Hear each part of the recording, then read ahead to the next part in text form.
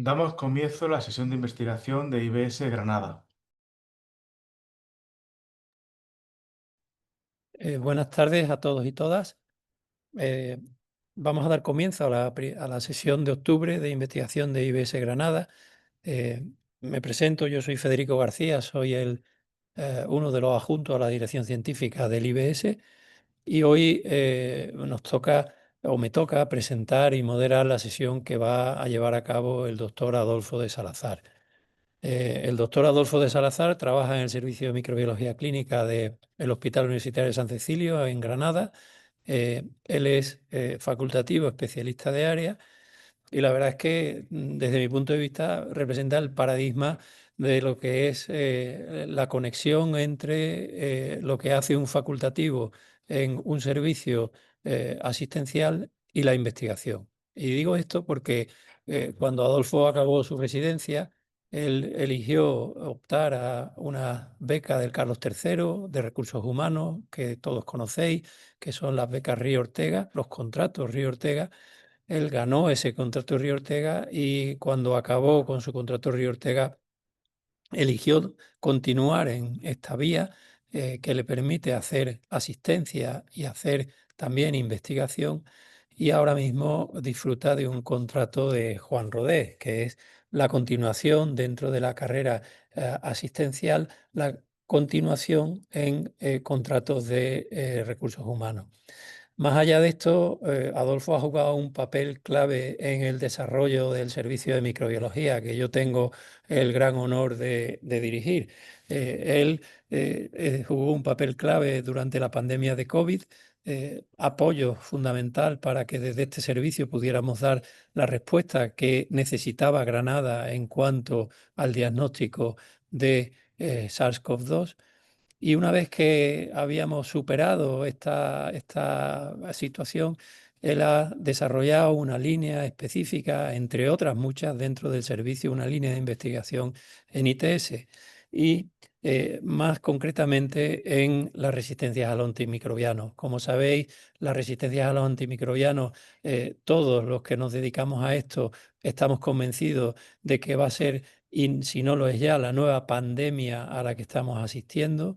Se calcula que para 2050 habrá un número ingente de muertes en el mundo relacionadas con la resistencia a los antimicrobianos. Y como no podía ser de otra manera, los patógenos relacionados con las enfermedades de transmisión sexual no podían quedar fuera de esta pandemia. Y este es el tema que Adolfo va a abordar en esta sesión.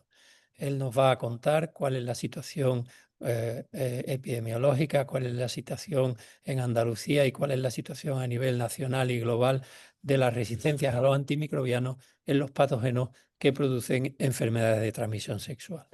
Así que cuando tú quieras, Adolfo, dispones aproximadamente de unos 30 minutos para hacer tu presentación y una vez que hayas hecho la presentación, atenderemos a todas las cuestiones que vayan surgiendo a través del chat y de preguntas y respuestas. ¿Eh? Por favor, los que tengáis alguna pregunta para Adolfo, por favor, ponedlas, irlas escribiendo conforme se vaya desarrollando el seminario. Así que nada más, Adolfo, cuando tú quieras puedes probar tu presentación, puedes probar si todo va bien. Yo te diré si se te oye y si se ve. Ahora mismo vemos la presentación. Muy bien, pues, Te, a te ver, oímos muy ¿me escuchas bien. bien, no? Vale, Sí. pues, muy bien, muchas gracias, Federico, por tu presentación y al IBS, pues, por la invitación y por estar aquí hoy en esta charla, que es verdad que la hora es un poco mala, pero bueno, quiero hablar hoy de este tema que para para mucha gente es muy interesante y es la resistencia antimicrobiana, sobre todo en el ámbito que yo trabajo, que es en el ámbito de las infecciones de transmisión sexual. Este tema es algo que nos interpela al laboratorio donde yo estoy, pero también engloba a la clínica y a la salud pública.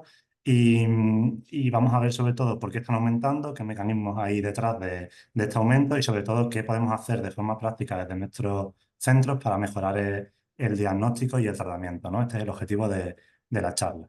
Pues como una pequeña introducción, como todos sabéis, según la Organización Mundial de la Salud, existen unos 374 millones de casos anuales de las ITS curables, que son gonorrea, clamidia, sífilis y tricomoniasis, sobre todo concentradas en torno a la edad de 15 a 49 años de edad.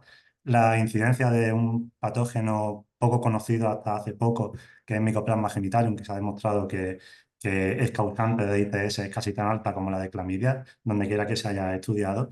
Y todo esto pues, está supeditado a determinantes geográficos y socioepidemiológicos, es decir, a las diferencias en acceso y calidad de la educación sexual, la prevención, las pruebas y el diagnóstico. Para que nos hagamos una idea, en Estados Unidos, y estos son datos del CDC, una de cada 5 personas tienen una ITS y esto pues acarrea unos enormes gastos médicos directos, ¿no? En torno a 16 billones de dólares. Lo relevante no es solo la cifra, sino la tendencia, como veis aquí, la tendencia ascendente. Y en nuestro entorno, y estos son datos de la red RENAVE, que es la Red Nacional de Vigilancia Epidemiológica, pues las tasas notificadas llevan subiendo. Es verdad que parte se explica porque se hacen más cribados y mejores pruebas, esto es verdad, pero la transmisión, o sea, pero no lo explica todo, la transmisión es activa y la Vigilancia Nacional muestra, ¿no?, este patrón, sobre todo en las infecciones que son de declaración obligatoria, como la clamidia, la sífilis y la infección gonocócica, ¿no?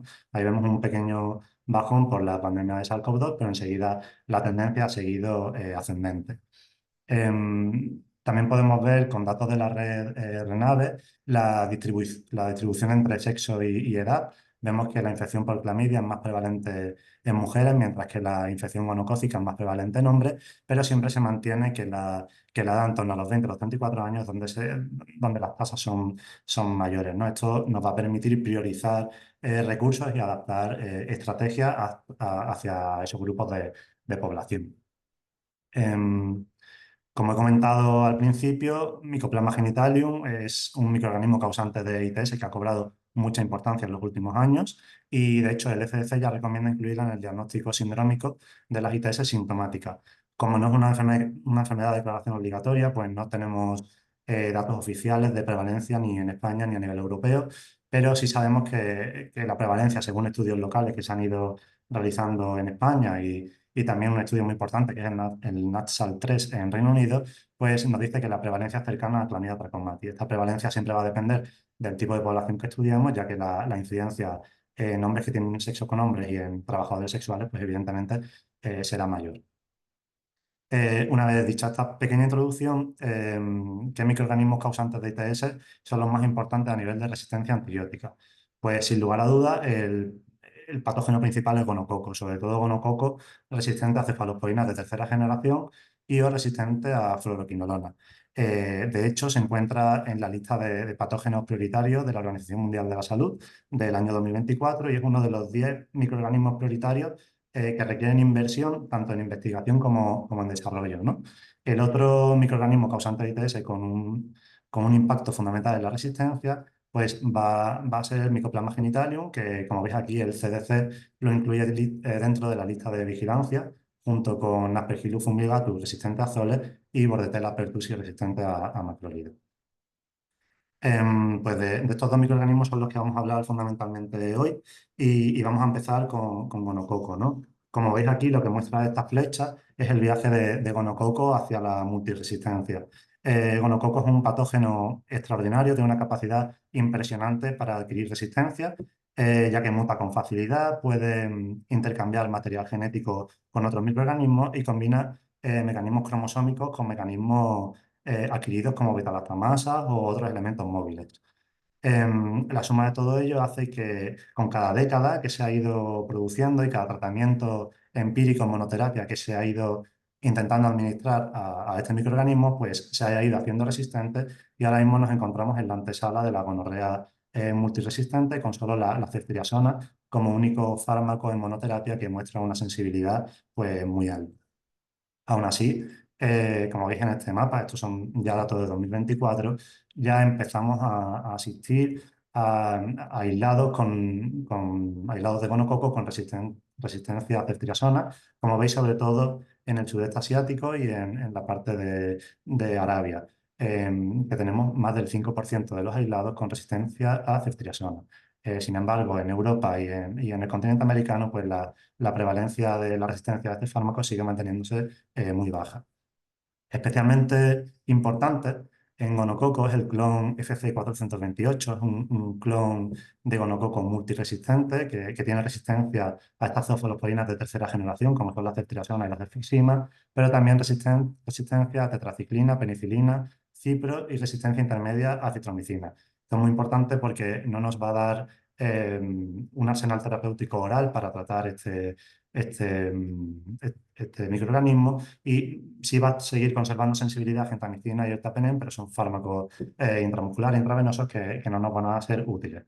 Este clon FC428 empezó a extenderse por la región de Asia-Pacífico, como veis ahí, donde los aislados más frecuentes se localizaban en China y en Camboya. Sin embargo, a raíz del 2018, pues, se extendió al continente americano y europeo y, de hecho, el primer aislado, ¿no?, que tuvimos en Europa de este clon fue en Reino Unido en el año 2018 de 2 pacientes que habían estado en una chemsex en Ibiza. En Europa disponemos de una red de vigilancia a la resistencia a gonococo como tal, que se denomina Eurogasp, y estos son los últimos datos, son datos que tenemos hasta 2023, y vemos que las tasas de resistencia, sobre todo para ciprofloxacina y para citromicina, son muy elevadas, ¿no? Citromicina mayor del 62% y acitromicina mayor del 23%. Sin embargo, afortunadamente en Europa seguimos conservando una sensibilidad tanto a la cefalosporina de tercera, ¿no?, tanto a cefixima oral como a la ceftriaxona muy baja, ¿eh? Para cefixima del orden del 0,2% y para ceftriaxona pues son solo casos muy aislados y, como veis a la tabla de la derecha, la mayoría de los aislados tienen su CMI menor de 0,016, ¿no? Miligramos por litro.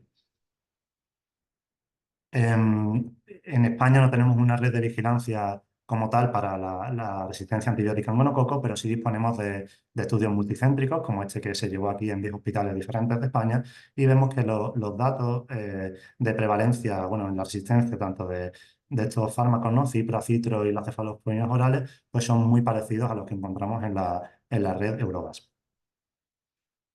Y como hemos dicho antes, gonococo es un patógeno excepcional por su capacidad de adquirir mecanismos de resistencia. Y aquí tenéis un ejemplo de todas las posibles mutaciones que pueden darse y que le confieren resistencia a cada grupo de antibióticos. Por ejemplo, tenemos alteraciones en el gen PNA, ya sea acumulaciones de mutaciones puntuales o mutaciones en mosaico que van a producir resistencia a la cefalosporina. También tenemos cambios en el gen por B, que disminuye la entrada del betalactámico en el microorganismo. Para la resistencia a fluoroquinolonas tenemos SNPs, tanto en la girasa como en la topoisomerasa, que van a producir resistencia a ciprofloxacino. Para la resistencia a citromicina tenemos metilasas o mutaciones puntuales en el 23S del ARN ribosómico. Y además también vamos a tener sobreexpresión de bombas de flujo, como la MTR-CD, que va a provocar que el microorganismo expulse tanto cefalosporinas como citromicina y aumente su capacidad para hacerse resistente, no aumente la CMI, la concentración mínima inhibitoria a estos fármacos. La combinación de varios de estos mecanismos en un mismo aislamiento explica fenotipos pues, más difíciles de tratar, ¿no? Y esto lo podemos ver claramente en este estudio que veis aquí, que se publicó en el Lancet, y donde lo que hacen es combinar datos de secuenciación masiva de 2.300 aislamientos de gonococo junto con datos epidemiológicos y de antibiograma, ¿no?, de concentración mínima inhibitoria. Y como veis aquí, para los distintos grupos de antibióticos, vemos que la acumulación de varios mecanismos de resistencia genómicos provoca un aumento de la CMI. Esto lo vemos tanto para la citromicina aquí en la izquierda, ¿no? Vemos que la acumulación de mutaciones en el 23S o en el área del promotor del gen MTR provoca un aumento de esta CMI, ¿no? También podemos ver lo mismo para ciprofloxacino. Y aquí en la siguiente tabla vemos para las cefalosporinas de tercera generación como una acumulación de mutaciones, ya sea puntuales o un mosaico, provocan el aumento de CMI para estas cefalosporinas. ¿Qué podemos hacer en el laboratorio para detectar estas resistencias? Pues actualmente disponemos de kits basados en PCR a tiempo real que nos van a permitir detectar estas mutaciones puntuales, ya sea la girasa y la topoisomerasa para la resistencia a cipro, o bien para el ARN ribosómico del 23S para detectar la resistencia a citromicina.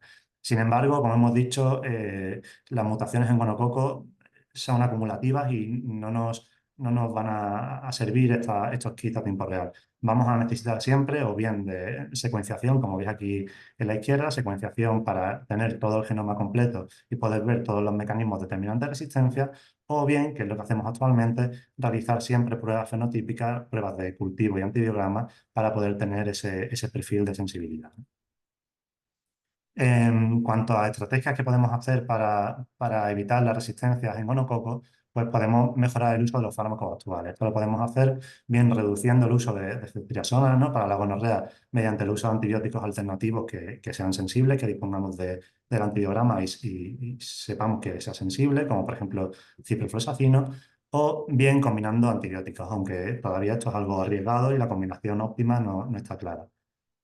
También podemos mejorar el uso de las herramientas diagnósticas. ¿Cómo podemos hacer esto? Pues aumentando los point of care, las pruebas de atención las pruebas de atención en donde está el paciente y no tener que esperar a enviarlo al laboratorio, y promover el automuestreo, ¿no?, por parte del paciente. Ya se ha demostrado que las muestras tomadas por el paciente, siempre y cuando se le enseñe de manera correcta cómo tomarlas, son igualmente válidas que las pruebas recogidas por un profesional.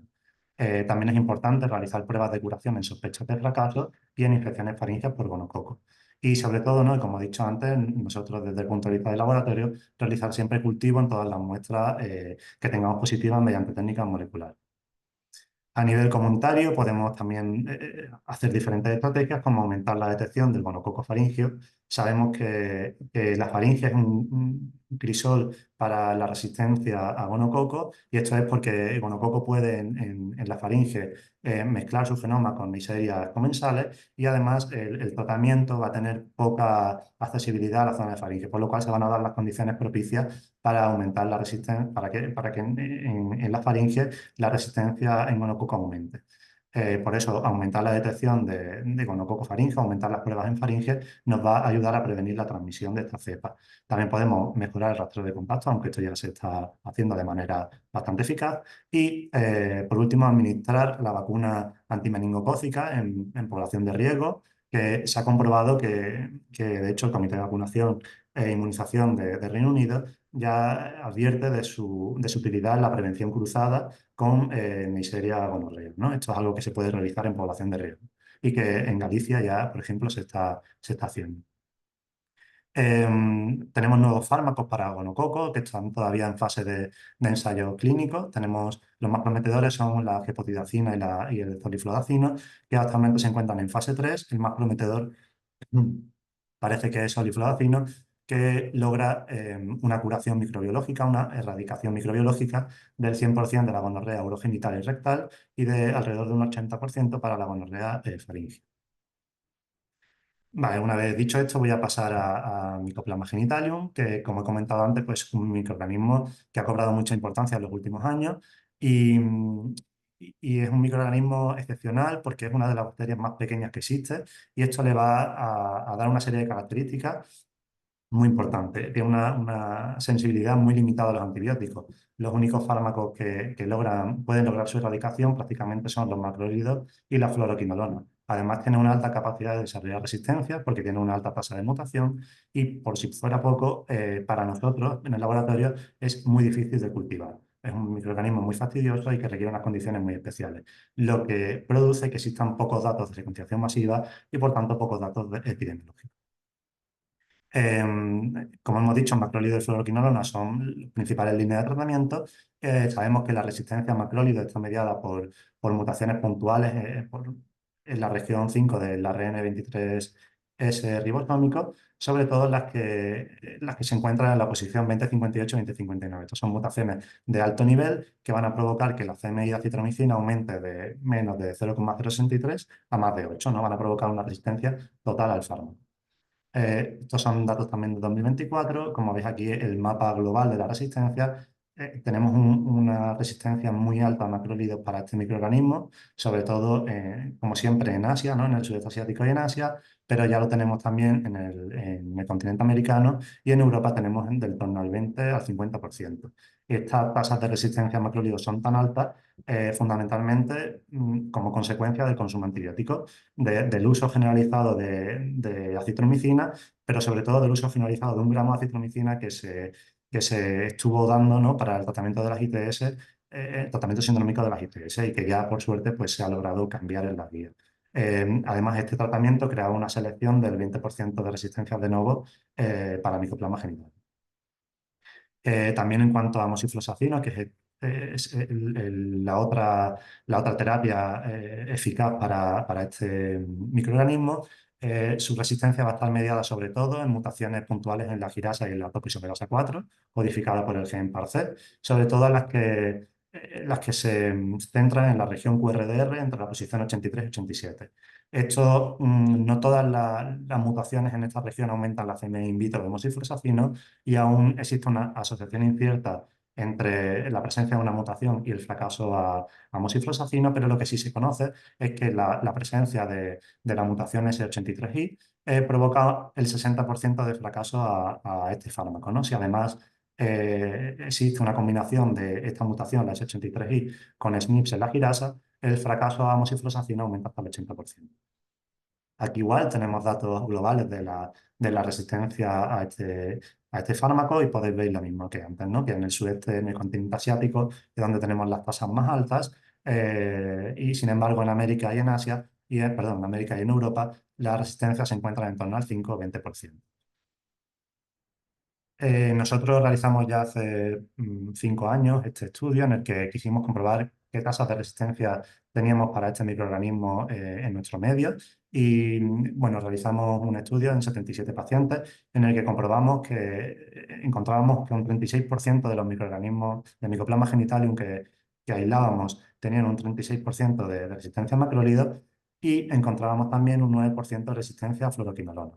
Estoy seguro de que si este estudio lo repetimos ahora mismo, 5 años después, estas tasas van a ser mucho más altas, ¿no? Lo que encontramos también en este estudio fue, y es algo muy importante, una resistencia dual, es decir, aislados que tenían resistencia tanto a macrólidos como a fluoroquinolona en torno al 5%. Y esto es muy importante y ya también se está viendo a nivel global que evidentemente en Asia, pues si teníamos resistencia a citro y quinolona, también vamos a tener una resistencia dual, y en América y en Europa tenemos una resistencia dual de en torno al 5 o 10%. Y esto es muy importante porque nos deja poco margen. Como hemos dicho antes, el arsenal terapéutico para este microorganismo es muy limitado, macrólidos y fluoroquinolona.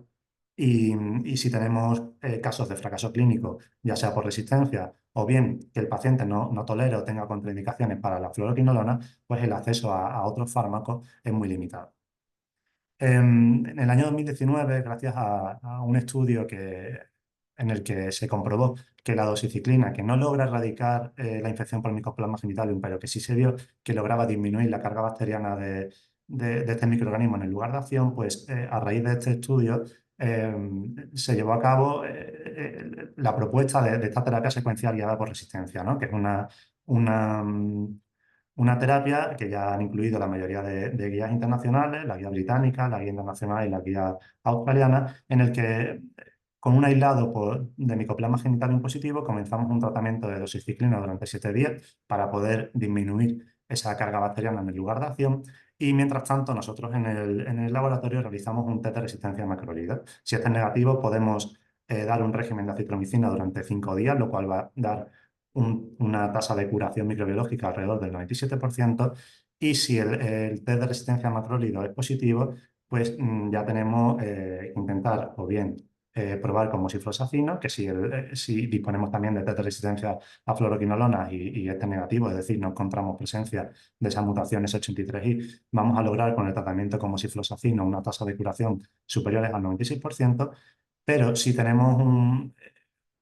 encontramos que no podemos dar ni acitromicina ni mosiflosacino, pues las terceras líneas de tratamiento van a ser muy limitadas, ¿no? Ya que pristinamicina, pues por ejemplo, es un fármaco que no podemos disponer de él en España, hay que pedirlo como medicamento extranjero.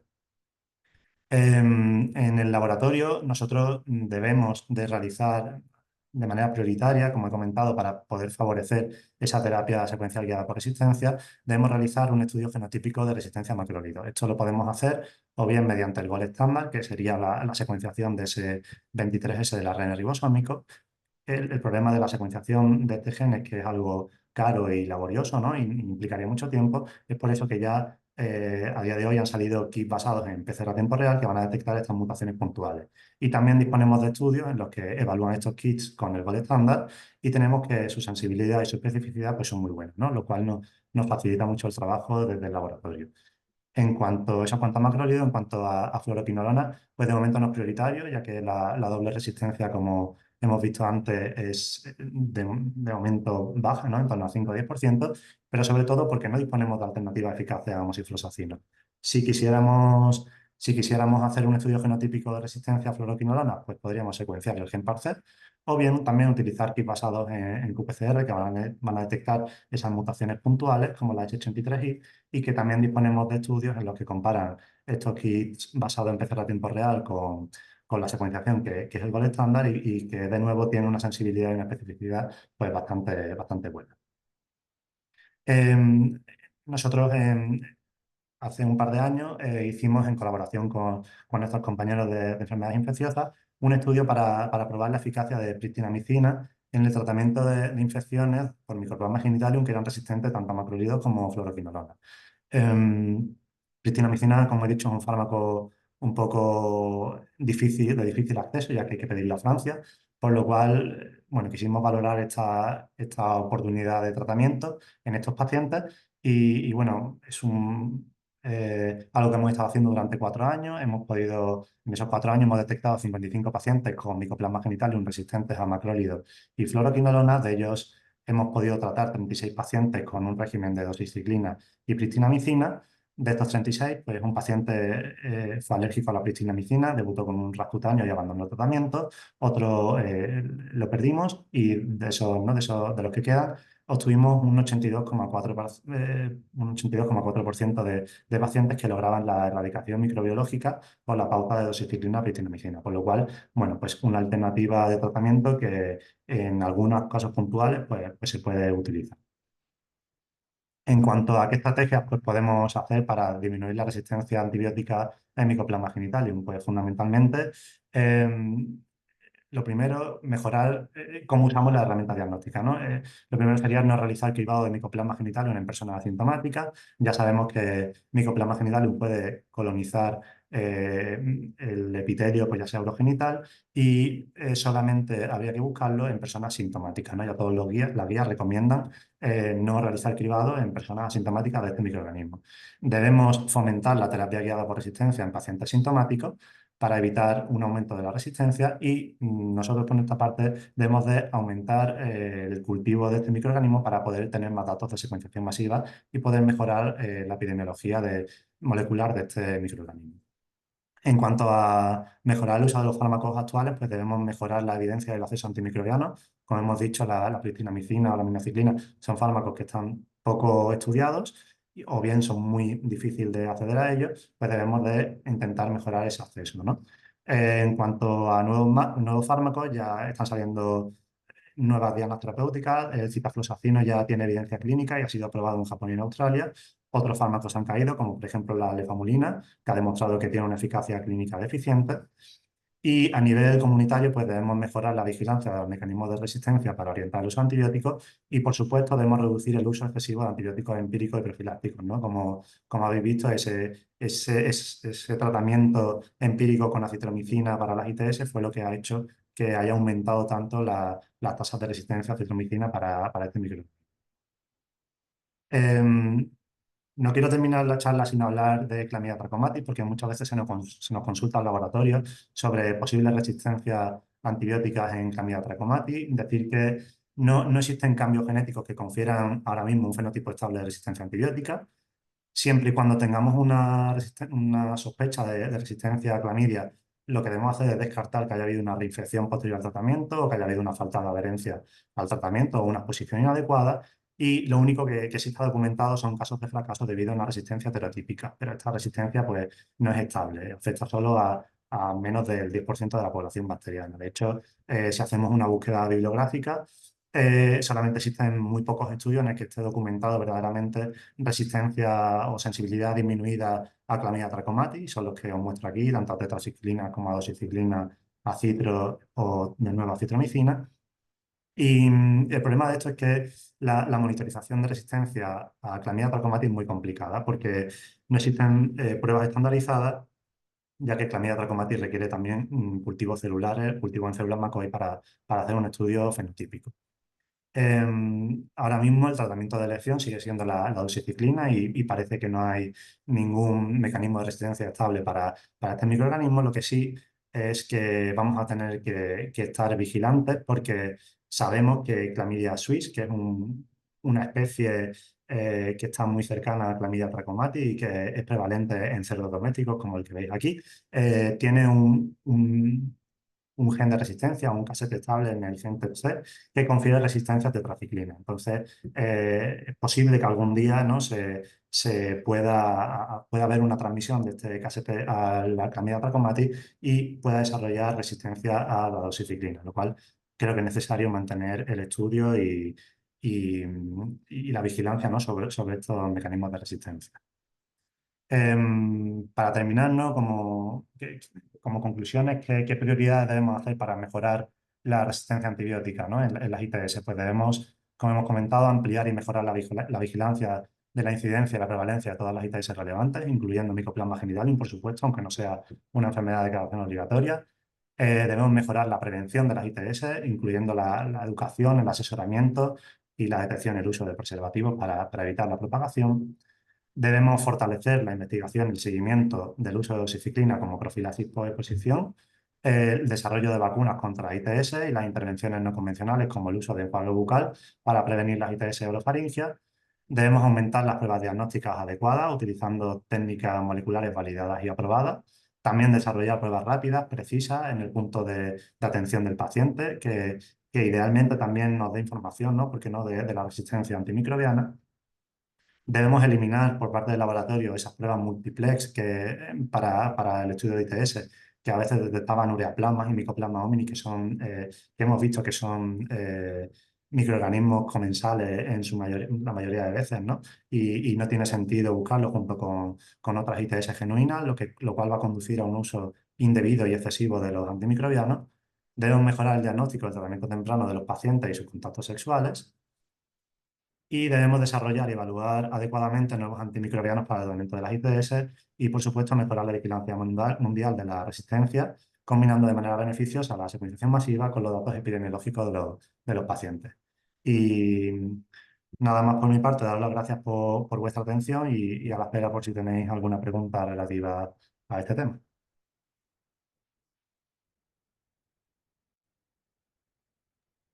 Pues muchas gracias, Adolfo. Excelente presentación. Gracias por adecuarte al tiempo, que creo que has estado perfecto en esos 30 minutos. Y la verdad es que vamos a empezar a ver las preguntas, porque hay bastantes preguntas que se han puesto en el chat y vamos a ver si tenemos un diálogo de 10-15 minutos para poderlas contestar. La verdad es que enhorabuena porque has atraído mucho público a la sesión. Hemos tenido un pico de casi 65 asistentes, con lo cual estamos muy contentos desde la dirección del IBS y desde el IBS y te damos por ello las gracias por tu participación. Si pasamos ya a las preguntas. Eh, Te voy a ir haciendo conforme han ido llegando algunas. Hay una pregunta que me parece muy interesante y es si crees que la vacuna del meningococo tiene alguna actividad para mitigar o frente al gonococo, si tiene actividad frente a la gonorrea. ¿Qué sabes de esto? Sí, bueno, lo que he comentado antes, ¿no? Ya el Comité de Vacunación de Reino Unido ya ha demostrado su eficacia, ¿no? Al fin y al cabo son el mismo grupo Neisseria, tanto Neisseria meningitis como Neisseria gonorrhoeae, se ha visto que existe una protección cruzada y, y bueno, este año en 2015, en 2025, en junio, Galicia ya ha propuesto y de hecho lo está aplicando, vacunar a población de riesgo, población que haya tenido ITS previa o que cumpla los criterios de PrEP y que se vacunen con esta vacuna porque se ha visto que hay una protección cruzada, ¿no? con monococo. Muy bien, pues muchas gracias. Te voy a leer tres preguntas que hay alrededor de Doxipep, Mm, de lo que has hablado. Y tú las recoges y nos intentas contestar las tres, pues están las tres bastante relacionadas. Una de ellas lo que pregunta es si en cuanto a Doxipep, el único microorganismo que nos debe preocupar es clamidia, puesto que ya hay suficiente resistencia con los cocos en tetraciklina, como bien has dicho. Y la pregunta es si crees que esto puede tener algún inconveniente a largo plazo. mm, También relacionado con esta pregunta, otra pregunta es que qué impacto crees que puede tener la dosis PEP en la resistencia antibiótica. Evidentemente, prácticamente la misma pregunta. Y en la misma línea, si crees que la dosis PEP sigue comportando un riesgo de fomentar resistencia a nivel de Chlamydia trachomatis, puede ser más remoto. mm. ¿Cuál es tu opinión de todo esto que ya nos lo has intentado transmitir durante tu presentación, pero por reforzar un poco? Sí, bueno, como bien dices, la pregunta lo más importante sería para clamidia, ¿no? Y en los estudios que se han hecho hasta el momento no se ha visto que haya habido un aumento de la resistencia bueno, no se han visto que haya habido aumento de resistencia a clamidia, evidentemente. Sí se ha visto que ha aumentado la resistencia a doxiciclina en monococo, pero ya es algo que no se estaba usando.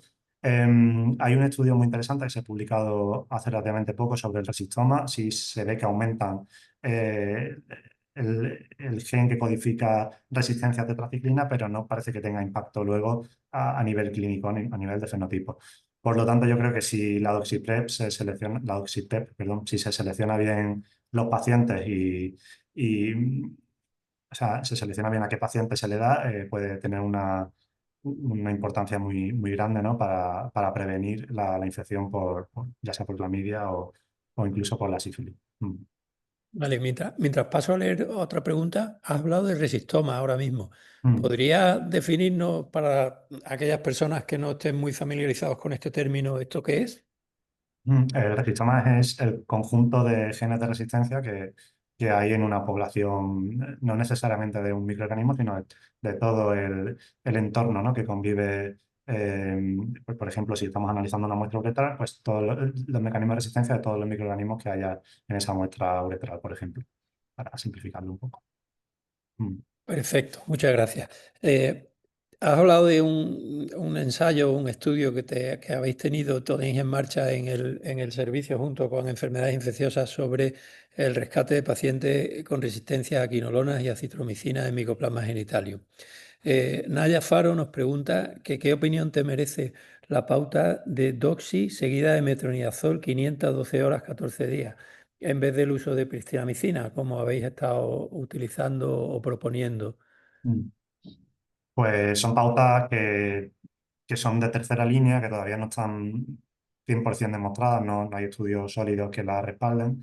Metronidazol lo bueno que tiene es que el acceso es mucho más fácil, pero eh, yo lo intentaría dejar solo para cuando se haya demostrado que no existe una resistencia palpable a moxifloxacino. Entonces, eh, hace falta más estudios para asegurar que metronidazol o otros fármacos. También veo alguna pregunta. eh, No, bueno, metronidazol o de la fluoxacino, como ha puesto ahí Emilio Guirao, son pautas que todavía no están 100% demostradas y que hacen falta más estudios para ver si verdaderamente son útiles. Perfecto. Eh, Vamos con un par de preguntas que te hace Cristina Torres, Cristina Torres Luzón. La primera es, bueno, primero te da la enhorabuena por la presentación y por la información, como han hecho todos los demás que hemos usado sus preguntas. Y ella te hace dos consultas. La primera es si actualmente la recomendación para test de cura en gonococo era que no fueran tratados con cestriaxona o estuviera en faringe. ¿Requiere cambios el protocolo de test de cura para gonococo? Esta es la primera pregunta y la segunda va en relación a clamidia, aunque no se han tratado o no se habían tratado hasta que cuando ella puso esta pregunta, porque al final sí has hecho una descripción de las resistencias en clamidia. La pregunta o la duda era si requiere, tras el tratamiento con acitro, si hay necesidad de hacer un test de cura. Mm. En cuanto a la primera pregunta, hasta donde yo actualmente la recomendación para estar de cura Yo desconozco si con el test de cura en gonococo no hay que tratar con ceftriaxona. Hasta donde yo tenía entendido, incluso en faringe, hay que tratar con ceftriaxona gonococo independientemente de la localización, ¿no? Eso es la primera pregunta. Y en cuanto a clamidia, también me sorprende acitromicina, porque el tratamiento de elección en, en prácticamente todas las guías es doxiciclina. Eh, Incluir tratamiento con acitro, un test de cura. Yo intentaría tratar con doxiciclina en vez de realizar un test de cura con acitro porque se ha demostrado que previene ese aumento de resistencia a citromicina en otros patógenos, ¿no? Como ya hemos visto en Mycoplasma genitalium. Entonces, más que hacer un test de cura con acitro es cambiar el tratamiento de acitro por doxiciclina en clamidia trachomatis. Perfecto, Adolfo. Pues para ir cerrando y en relación al gonococo, también te hace una pregunta, en esta ocasión de nuevo Naya Faro, sobre tu opinión de la dosis de ceftriaxona 1 gramo como tratamiento empírico de la uretritis sin diagnóstico, teniendo en cuenta la posibilidad de infección faríngea o la posibilidad de eventos multiculturales con posibilidad de fuentes de otros países de fuera de la UE. Mm, Yo, mm, yo creo que hay que tratarlo con ceftriaxona un gramo también y creo que casi todas las guías están adaptando ya, antes era 500 miligramos, pero ya casi todas las guías están dando ceftriaxona un gramo. Eh, a mí me parece una buena opción tanto en cuanto a la infección faríngea, pero bueno, al fin y al cabo lo que digan los estudios y las últimas guías que son al final los que deciden el tratamiento.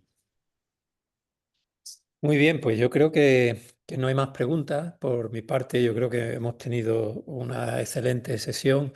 Adolfo, te vuelvo a dar las gracias desde Nada, el IBS y como nos pone Jesús Javier Díaz Rico en el último comentario, muchas gracias por todo, ha sido excelente. Así que gracias a todos los asistentes, habéis hecho que esta sesión haya sido una gran sesión y os esperamos en la próxima sesión del IBS. Gracias a todos y a todas y hasta pronto. muchas gracias, hasta luego.